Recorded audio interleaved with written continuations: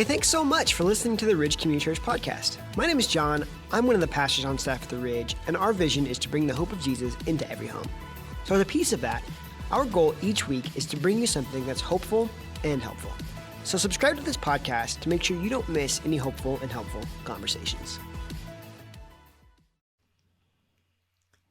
Hey everyone, and thanks for listening to this episode of the Ridge Community Church podcast. If you find today's episode hopeful and helpful, then please follow or subscribe, and then rate and review so that more people can find the conversation. In today's episode, we're talking about something that is way more common than most people realize, and yet doesn't get talked about very often, which is why we thought it was really important to talk about. And that's miscarriage. Mark and Donna Weigt joined me to share their story of what it was like to go through multiple miscarriages, how they healed from that loss, what you can do to support someone going through that, and more. This interview is the first half of my conversation with them before we talked about their overall infertility journey and then choosing adoption. That part of the conversation will be on next week's podcast episode. But this is the first half of my conversation with Mark and Donna. Well, hi, Mark and Donna. Thanks for coming on the podcast. Good to see you, bud. It's great to be here. Thanks for having us. Now, I didn't prep you for this first question, but since you guys are together on a couple on this, I have to ask, how did the two of you meet? This is not a good story. Yes, perfect. Oh, no. Let's rip, John. Oh, this is not a good story. I'll just let her tell it. We actually have known each other for 30 years in October of this year. And my twin sister was dating one of Mark's best friends at that point. So we met in that way. And we weren't following Jesus at the time. No, we were not following Jesus at the time. Gotcha. That's not so bad, Mark. That was succinct and good. And yeah, I won't ask up follow-ups on that. You don't want to, John. If you want people to stay at the church, you may not want to. Okay, gotcha. Well, would you mind sharing maybe a brief overview? Before we start asking questions, in the past, you've just asked me to come on this stuff. I mean, was I doing something wrong before that you had to bring Donna on? I mean, what was going on here? Well, if I want to keep my job, I shouldn't answer that incorrectly. So no. No, I think that I don't know how to answer that question. I love it. No, this is great. Like I said, I love it. Man. I'm the fact checker. Yeah, she's the fact. That's okay. Good. This could be the first time doing it. It's going to be great. Yeah. And I think, there's a power in a couple story and how they both walk through it and how different perspectives of the same situation. I think, we all experience life a little bit differently. And so two different sides of it, I think, are really powerful. And I know both of your story is really powerful and quite the journey of how you kind of walk through everything regarding just this desire to have children and raise children and eventually ending up in adopting 3. Would you share maybe like a little brief story of an overview of what that journey was like? Well, so when we got married, we a lot of couples will start having kids maybe 3 or 4 years, at least at that time. Okay, we were married, going to be 27 years.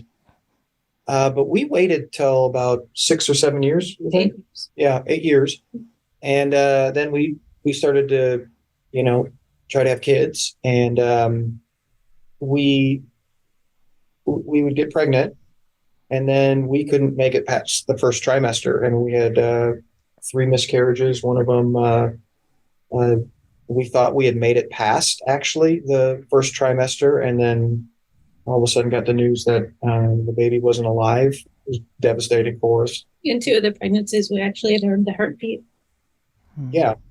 And then the one Donna had to have the DNC, and so we're kind of walking through that. So we had 3 miscarriages, and then we were going through an adoption process in between all that, where long story short, we were told about an opportunity to adopt, and we're walking through that process. The mother gave birth and had pretty much said, hey, we'll sign over the rights now. The little dude was born brain dead. And, we got to go see him, and he died, I think it was 2 days after. And so it was a real dark time for us as far as that whole process is concerned. Yeah. And then eventually you guys were able to successfully adopt.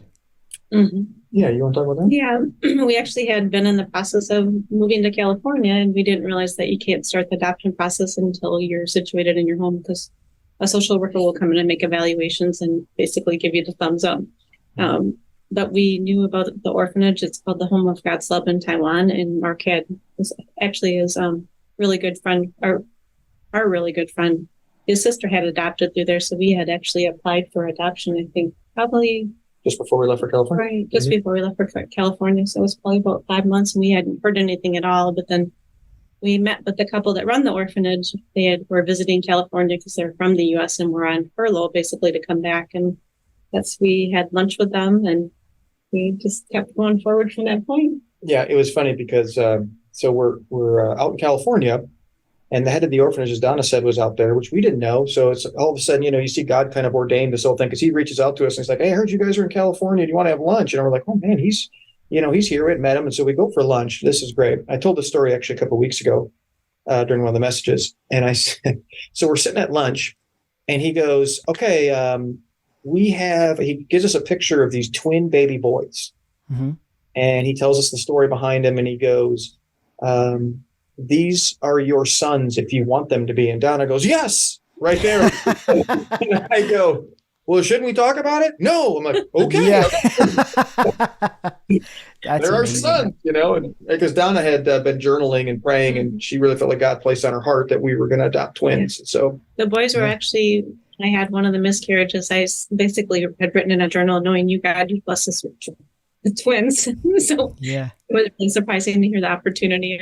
We knew God was looking out for us in that way. I didn't. She did. Of course. I came along, which was good. They were born within a week of when I had written that in a journal. Yeah, that's right. So during the 8 years you guys kind of waited to try to have kids, what were your emotions leading into that? Were you really excited about the possibility of having kids? Was that something you had dreamed of? Or was it kind of a different emotion around it? I think I was really ready to have kids sooner. Mark's a little bit younger than me, so he wanted to probably not experience that as soon as I did. But I've always wanted to have kids. Yeah, I think for me it was just the not that everybody. Okay, so when I say this is what everybody goes through. But for me, it was just selfishness. I just didn't want to interrupt my routine and wanted to be able to do what I wanted to do and all that stuff. And so, and I think maybe even a little bit of fear of okay, you're taking care of, you're responsible for another human being and all that stuff. So I think there's a mix of all that. So you finally decide, okay, we're going to have kids. What was miscarriage? Was that ever something that you had talked to you or share? How aware of that concept were you? I hadn't talked to a lot of people. We did one time when Mark was in seminary, though. We had a couple that went through it. So we kind of knew what would happen physically, because I was with our really good friend when it happened. But I don't think we ever anticipated. It took a while for us to get pregnant, and we were actually in the adoption process. And people always say, well, once you know you're going to adopt, then you get pregnant. So at first, when I was pregnant, I didn't even know I was. And I was working with someone that already had a child, and she goes, "You need to go get a pregnancy test." Yeah. It was a complete surprise because we had tried for so long to become pregnant. So yeah, I never even thought about it. Okay. And then what's really fascinating is after you have one, and then all of a sudden you see that there's all these people around you that have had one, and you didn't know about it until you have one. And you're like, whoa, this is a lot more common than you realize. And especially with the first one, you're so excited about getting pregnant. Okay. So that's all you're thinking about and all that stuff. And so it's just, blindsides you. It's devastating. And then you read the stats. It's like 1 out of 5 miscarry. And it's just like, wow. I mean, it's just a really high, it's a lot more common than we realized. Why do you think it's something that's kind of, I don't want to say swept under the rug because that sounds like hidden, but why do you think it's something that's not talked about or shared more? I would guess, I don't know what you think. I mean, I would guess that it's not something that, how do you talk about it? Okay. And where are those channels? So I think there's a little uncertainty with that. I think I noticed this, and I think this is a very common reaction. Okay. So it's when you get pregnant for the first one, I mean, you're telling everybody, and then all of a sudden you have a miscarriage and it's so devastating. And then you have to, let everybody know that you told that this happened and all that stuff. So that just even makes it more painful and difficult because you're always telling it. And then if you get pregnant again, the reaction is, I'm not telling anybody. So there's automatically this, walls up, so to speak, because I don't want to have to, if something happens, then. So to answer your question, I think, John, I think I don't know what to do with it. And I don't want to repeat I don't want to repeat what I did last time. And so I think there's all these mixed emotions, and it's not something that you post, people are always posting their highlights on social media. You don't hear a lot of people posting stuff like that. And so a lot of platforms to talk about it as well. Yeah, I think from a female's perspective, it was hard in the way of wondering, well, why can't I carry the baby to full term? Like it was hard. Yeah. Yeah.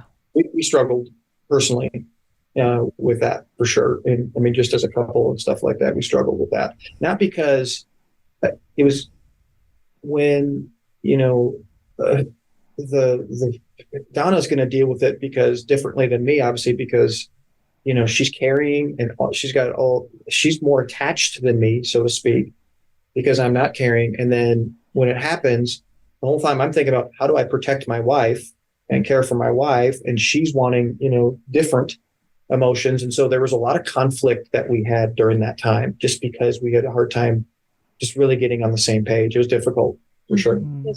So Mark, I want to come back to something that you mentioned there about the side as like a husband, but Donna, I'm curious, were you able to tell people, how did they react? Did you feel like supported during that time? What was that like? We had a small group that they actually cared for me, because when I had the first miscarriage, Mark was in the Dominican Republic. So he was trying to get back as fast as possible, and we didn't have family that lived by us. So they came and basically cared for me, but it was very physically and emotionally very, very, very. Is there something that you wish, was there anything that you wish like maybe could have been shared with you or said to you or was shared that was really helpful? We did have there was one couple that she actually had went through a miscarriage. So she spent a lot of time with me, and it helped just having her with me. Yeah, I think it's something that when it happens, and I think this is a lot just even with when bad things happen to us, okay, our initial reaction is to withdraw and hide it. And it's, hey, we'll get past it and just time heals all wounds, which is not necessarily true. I think just to have the people, as Donna was saying, I mean, God really blessed us with just the right people, and even just the people that cared for her when I was in the Dominican, man, I found out, I always remember this. I get a phone call. We have to pull over. I'm crossing the border into Haiti. And all of a sudden, hey, you need to call home. And then you find out your wife has a miscarriage and you can't do anything. You can't be there. You're in another country. And it's just like, what? It was very difficult. So to have the community of people that we had, that we invested in, close friends, and these were young guns, man. These were people when they were 19, 20-year-old, and this group that we had invested in, and they were just fantastic. And you need community. You need community. How were they able to support you? That was so helpful. Was it just like presence? Did they bring you food? Like, what did that look like? We did both. Presence. And food. They stayed with her. They stayed at the house. One of our really close friends, he actually came and stayed overnight. He was supposed to speak at a church the next day. His name was Greg, and he came and stayed with me when it happened. Because we went to the emergency room, and then he had told all the other people in our small group, and that one couple showed up at the ER too. So she went in and examined.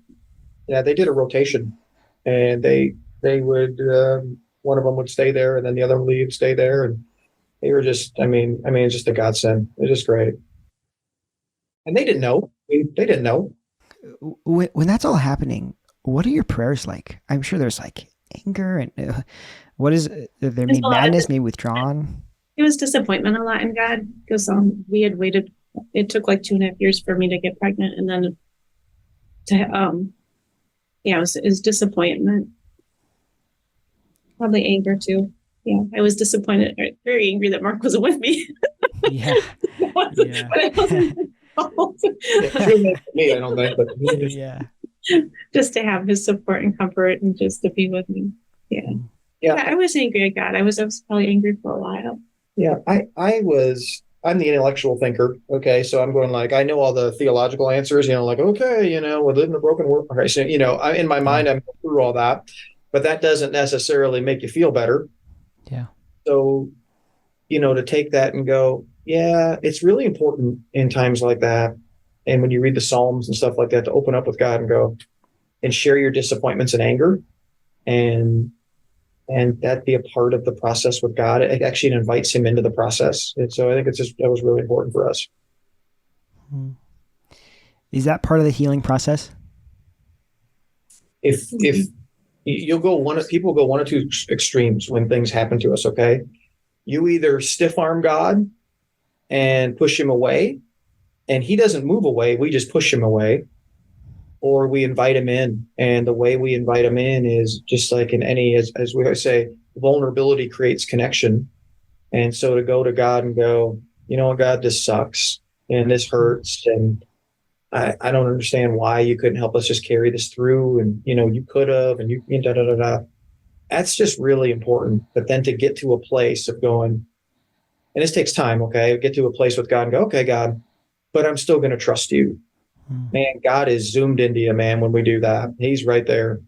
He's right there. You just really feel just the grieving of God with you when you do that.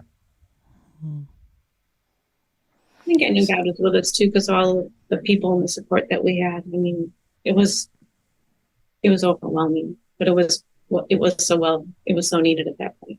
Yeah, those are answers to prayer. I mean, God just kind of, once again, that's ways that God always works through people. It's one of the ways he always works, and he made that clear to work through people. So after the first miscarriage, that wasn't the last one. There was 2 more that happened, like you mentioned. Is the healing process any different as you have more than one? Because I'm sure it's like you start to heal a little bit and then it happens again. You start to heal a little bit and it happens again. It was disappointing in the fact, which I didn't know this either. And I had talked to somebody recently here at the Ridge. Once you have a miscarriage, your body is so ready that if they basically tell you to wait, and if you don't wait and you try conceiving again, you get pregnant right away. So it compounds it when you lose the second child so fast again. Yeah. In the second miscarriage we actually had when we were in California. We were on a job interview. Yeah, it happened during the whole thing as we were out there for the final interview. But we were again with really close friends, so it was supportive in that way too, to have it happen when we were friends. Yeah, that was right. The second one, I mean, after you have the first one, you're all of a sudden, you're a lot more cautious, and you're like, okay, let's just get to that first trimester. Let's just get through it, and then the second one, I know, I mean, you and I are different emotionally. Obviously, I was number, I think, in the second one. And I don't know how you were. You were numb. Yeah. I was kicked in protective mode again. I'm like, okay, I got to protect my wife because I know it's going to be devastating on her. It was devastating on me, okay, but as a husband, I just want to protect her. And so you kind of kick into a different gear. Not necessarily the right one, but at the time it felt like it was the right one. Was it challenging? Like you mentioned, you kicked into protector mode. Mm-hmm. Did it feel like you were able to get the support that you needed during that time? Or did it feel like kind of everything was directed towards kind of supporting Donna? Well, they support, people are great. People we had with us in our lives were great. I think just as, I think that as a husband, okay, I really feel strong. And as a dad, okay, so I'd say this with the same thing. There's a part of our calling to be protectors of our family. Okay. And so to be the protector of her, and I was trying to protect her heart. And I didn't want to have her to expend any more emotion on me because of just all the emotions that she was rightfully dealing with. Okay. So there's a part of that where, man, I got to protect my wife's heart and go through this process and to make sure she's loved and cared for. So I felt like I didn't need it, but I did need it. Okay. Because we always feel like we don't need it, but I did. But that's just how I responded in that situation for her. So it's almost like the focus of your attention is not on yourself. It's what can you do to protect her? Yeah. And protecting meaning, how can I help to just so she can walk through this and, all that stuff. Yeah. I'm curious, Donna, and maybe this is a hard question, but what did Mark do that was really helpful versus maybe what did he do that you wouldn't necessarily suggest people do again? When you go through that, your hormones are going up and down like you would not believe.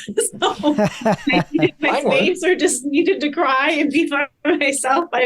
He allowed me to, or if I needed to get out and go for a walk, it just to be able to understand, because you're not really sensible at that point is probably the best way to say it. Yeah.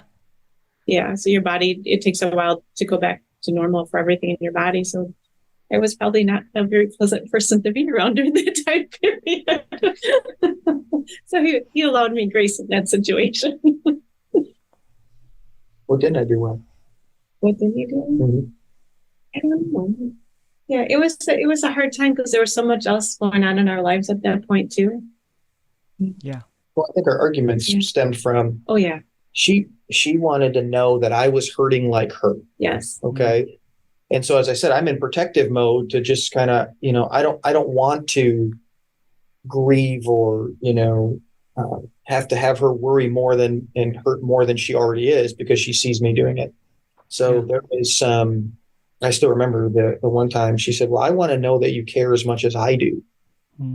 And so, in the idea I did, I just wanted to shelve that for her, but she didn't want me to shelve it. I think one thing that was difficult for us, and we did have people as a female, to have another female come alongside you, and then spouse to be available for that, because it's hard for us to connect in that way because Mark didn't physically go through a lot of things. Yeah, I can't understand, or our husband can't understand that. They just can't. And so to have another female as a part of that was huge. Yeah, it's huge. And it's okay to go, hey, I don't have to be the sole one to help you through this. I always do this with kids as well. We talk about this. Your kids get to a certain age and it's like, okay, I don't care that if I'm the one that has to walk them or Donna's the one, but the right other person, if that's what they connect with, I use right other person, not just anyone. And if that's what they need, I just want them to be able to have the right people in their lives to walk with them through it. Yeah. And sometimes that's just another woman. So when guys were able to finally communicate on that and share like Donna, you were able to vocalize that you need to know that Mark was hurting. Was that a healing thing? Was that able to kind of help some of that process once you finally figured out you were communicating a little bit better? Oh, that's a tough question. At that point, he didn't really share a lot. Yeah. It was because he wanted to protect me and he saw how much hurt I was going through. Especially with the last pregnancy, we should have been through our first trimester.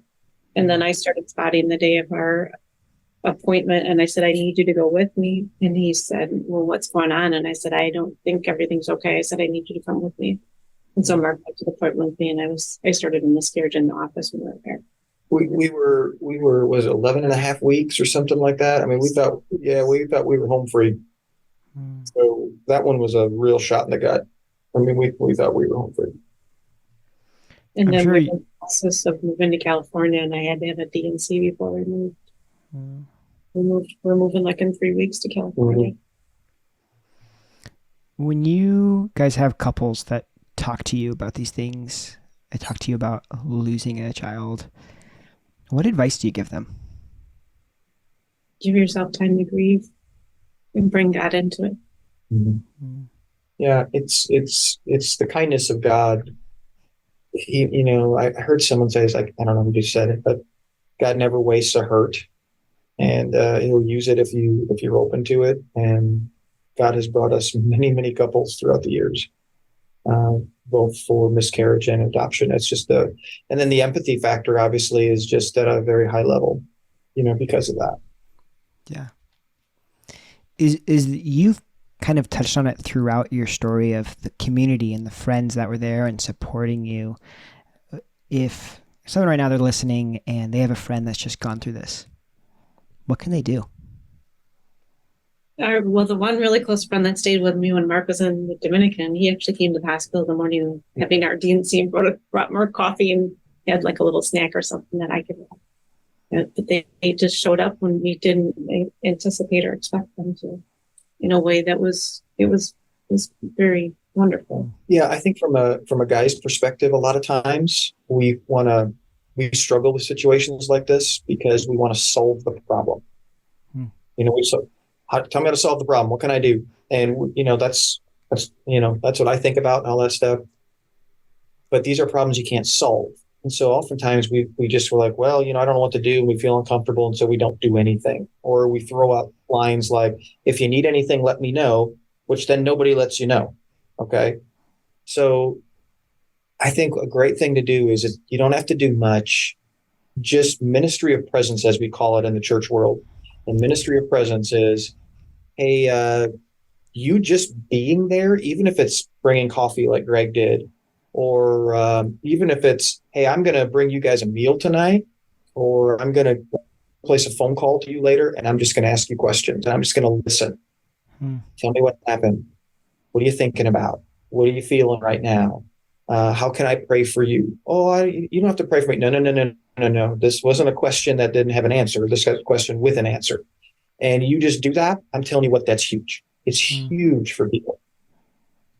I think a lot of hesitation people have is this fear that they're going to say or do the wrong thing. What would be a wrong thing, I guess, would be my simple question there. Well, I think a wrong thing is, like we said, we throw out things. I do them. Everybody does them. Okay. So when I say that is, if you need anything, let me know. Shooting a text and instead of a personal reach out. Okay. I mean, there's a time for a text, but there's a time they need to hear your voice or see you. And, a text for us now, a lot of times when we're talking about situations like this, it's okay. I've connected with them. No, you haven't connected with them. This is where it's voice on voice. It's locking eyes. It's all that stuff. It's seeing faces. It's that. So, I just think that's really important, John. And so you can't go wrong with that. You can't go wrong, I think, if people know. I mean, obviously you could say something outrageous, but most people aren't going to. They're going to be there, but they're going to be there. And if you're afraid of saying something wrong, I think you just call that out and go, hey, listen, if I say something, you just let me know, because I don't want to say anything that would hurt you or would make you feel uncomfortable in any way. So I think that's really important. Anything to add to that? So I don't think it was said to us, but just that, you'll get pregnant again, just to smooth things over. It's a grieving process. That is a plan. People say that. Yeah. That's exactly what you want to hear. Yeah. What you want to hear. Yes. That's the last thing you want to hear at that point, Mark says too, just to be present. I mean, sometimes someone just wants someone, they don't want to be alone. Like Mark went back to work and I obviously had time off. I just wanted someone to be there. Like when I woke up, that someone was still there. Yeah, it doesn't take much. Well, that was part one of my conversation with Mark and Donna, and I just want to thank them for being willing to share on such a hard and really close to the heart topic. There are three things that stick out with me from their journey. One, just being able to give yourself space to grieve. Two, being honest with God about what you're going through. And then the incredible support that simply being present can bring someone in this situation. You can find more resources for this topic in the show notes, as well as the ability to reach out if you'd like to talk to a pastor about what you're going through. If this podcast episode was one that you found valuable, or you know someone who you think could benefit from this conversation, I want to encourage you to share it with them. Now, as I mentioned, this was part one of the conversation. In next week's episode, Mark and Donna are going to share advice from their overall journey through not being able to have biological kids and deciding to adopt. Thanks for listening to this episode of the Ridge Podcast, and make sure to follow and subscribe so that you don't miss any hopeful and helpful conversations.